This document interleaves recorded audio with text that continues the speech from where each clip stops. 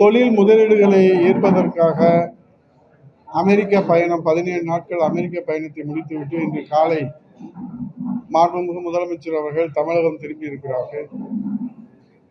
ஆனால் அவர்கள் கொடுத்த அந்த விளம்பரத்தின் அடிப்படையிலே பார்க்கிற போது பிற மாநிலங்களில் இருந்து வெளிநாடுகளுக்கு சென்று அவர்கள் ஈட்டி வந்த முதலீடோடு நாம் ஒப்பிட்டு பார்க்கிற போது மிக மிக குறைவாக மாண்புமிகு முதலமைச்சருடைய வெளிநாட்டு பயணம் 100% தோல்வியிலே முடிந்ததாக பார்க்கப்படுகிறது.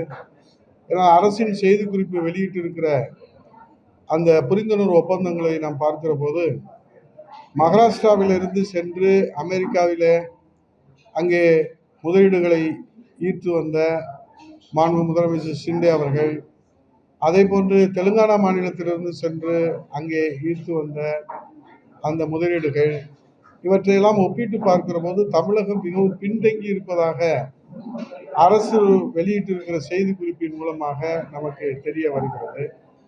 ஆக இந்த பயணம் முழுமையாக ஒரு தோல்விக்கான பயணமாகவே பார்க்கப்படுகிறது. அதனால்தான் மாண்புமிகு எதிர்க்கட்சியுடைய தலைவர், மாண்புமிகு முன்னாள் முதலமைச்சர் புரட்சி தமிழர் வருங்கால முதலமைச்சர் எடப்பாடியார் அவர்கள் வெள்ளை அறிக்கையை வெளியிட வேண்டும் என்று கேட்டால் மாண்புமிகு முதலமைச்சர் முத்துவேல் கருணாநிதி ஸ்டாலின் அவர்கள் மக்கள் நையாண்டி செய்கின்றார்கள். மாண்புமிகு எதிர்க்கட்சியினுடைய தலைவர் முன்னாள் முதலமைச்சர் புரட்சி தமிழர் ஐயா எடப்பாடியார் அவர்கள் அமெரிக்க பயணத்தின் போது அவர்கள் ஈர்த்து வந்த முதலீடுகளை கொரோனா காலத்திலே கூட அதை முழுமையாக செயல்படுத்தி அதை மக்களுடைய பயன்பாட்டுக்கு கொண்டு வந்தார்கள். ஆனால் அதற்கெல்லாம் ஆதாரம் இருக்கிறது என்று ஏதோ அவர் முதலமைச்சர் அவர்கள் ஒரு பூச்சாண்டி காட்டுகின்ற வகையிலே அவர் பேசியிருப்பது என்பது ஒரு முதலமைச்சர் பதவிக்கு அழகல்ல. ஆகவே உங்களுடைய பயணத்திலே எவ்வளவு அந்நிய முதலீடுகளை நீங்கள் ஈர்த்துவது, இங்கே இருக்கிற கம்பெனிக்கு அங்கே போய் முதலீடுகளை நீங்கள் தேட வேண்டிய ஒரு நிலை ஏன் வந்தது என்பதுதான் தமிழ்நாட்டு மக்களுடைய கேள்வியாக இருக்கிறது. ஏற்கனவே இங்கே இருக்கக்கூடிய கம்பெனியுடைய விரிவாக்கம் தான், அந்த விரிவாக்கம் தான் அவர்கள் கொடுத்திருக்கிற அரசு செய்தி குறிப்பிலே நாம் புரிந்து கொள்ள முடிகிறது. ஆகவே பிற மாநிலங்களிலிருந்து சமீப காலங்களிலே கொண்டு வந்த முதலீடை காட்டிலும் தமிழ்நாடு பின்தங்கி கடைசி நிலையிலே தான் இருப்பது அவர்களுடைய புள்ளி விவரம் தெரிவிக்கிறது. அதை தெளிவுபடுத்துவதற்காகத்தான் மாண்புமிகு எதிர்க்கட்சி தலைவர் வருங்கால முதலமைச்சர் புரட்சி தமிழர் எடப்பாடி அவர்கள் வெள்ளை அறிக்கை வேண்டும் என்று கேட்கிறார். அது வெள்ளை அறிக்கை கொடுத்தால் மக்களுக்கு, நம்ம எதிர்கட்சி தலைவர் மட்டும் இல்லை, எல்லா கட்சி தலைவர்களும் கேட்கிறாங்க. ஏன்னா அவரே எதிர்கட்சி தலைவராக இருக்கிற போது, முத்துவேல் கருணாநிதி ஸ்டாலின் எதிர்கட்சி தலைவராக இருக்கிற போது அமெரிக்கா பயணத்தின் போது மாண்புமிகு முதலமைச்சராக எடப்பாடியார் சென்று அந்நிய முதலீடுகளை இருக்கிற போது, குறிப்பாக தகவல் தொழில்நுட்பத்திலெல்லாம் இருக்கிற போது வெள்ளை அறிக்கை வேண்டும் என்று சொன்னார். அவருடைய நிலைப்பாடு தான். இப்போ இதில் யாரும் அரசியல் செய்யலை, அவர் சொன்ன மாதிரி தான்.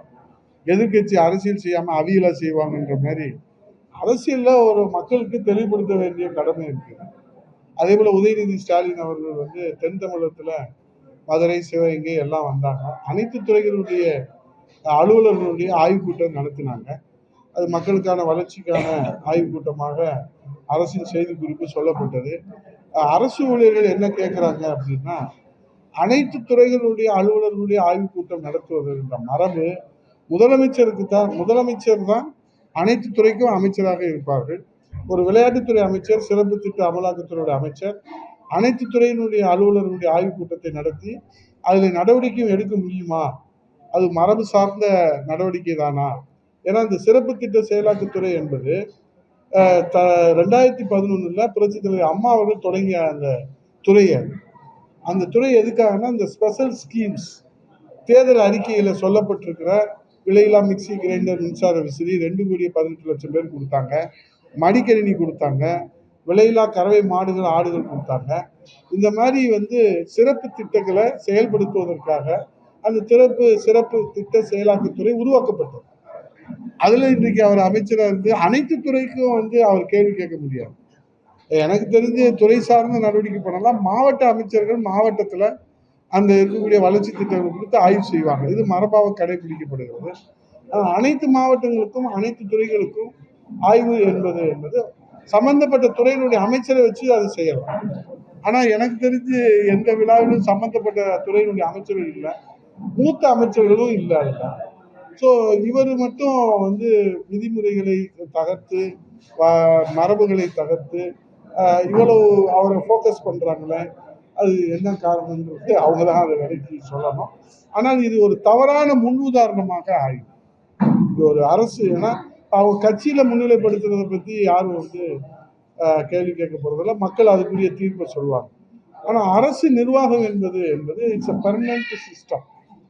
அதுல ஒரு தவறான முன்னுதாரணத்தை யாரும் ஏற்படுத்தக்கூடாது. நாளைக்கு இவங்க ஆட்சி விட்டு போயிடுவாங்க, நாளைக்கு அதிமுக ஆட்சிக்கு வரலாம். 32 ஆண்டுகால அண்ணா திராவிட முன்னேற்ற கழகம் ஆட்சியில் இருக்குது.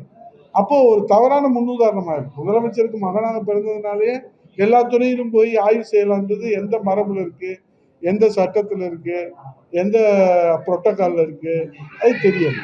அது அவங்க தான் விலக்கி சொல்லணும். அது தலைமை செயலாளர் விலக்கி சொல்லலாம், இல்லை துறை சார்ந்த செயலாளர் விலக்கி சொல்லலாம். ஏன்னா ஒரு முதலமைச்சர் கூட இது கொடுத்த அறிவிப்பு கூட கொடுத்த மாதிரி தெரியல. முதலமைச்சர் அமெரிக்காவில் இருக்கிற போது இவர் பண்றாரு. இது தவறான முன்னுதாரணமா ஆய்விடக்கூடாது என்கிறார். அந்த நல்லெண்ணத்தின் அடிப்படை, அவரை குறை சொல்லணுன்றது இல்லை, ஒரு நல்லெண்ணத்தின் அடிப்படையில் அரசுக்கு ஒரு தவறான முன்னுதாரணங்கள் வந்துடக்கூடாது. அவர் அரசியல்ல, பொது வாழ்க்கையில, கட்சியில வளர்ந்து வருகிற நிலையில இது போன்ற ஒரு தவறான முன்னுதாரணத்துல அவரை யார் தவறாக கைட் பண்றாங்கன்னு தெரியும். பாதகம் செய்பவரை கண்டால் நாம் பயங்கொள்ளலாகாது பாப்பா, மோதி மிதித்து விடு பாப்பா, அவர் முகத்தில் உமிழ்ந்து விடு பாப்பா. அண்மை செய்திகளை உடனுக்குடன் தெரிந்து கொள்ள இணைந்திருங்கள் இயம்நாடு தொலைக்காட்சியுடன்.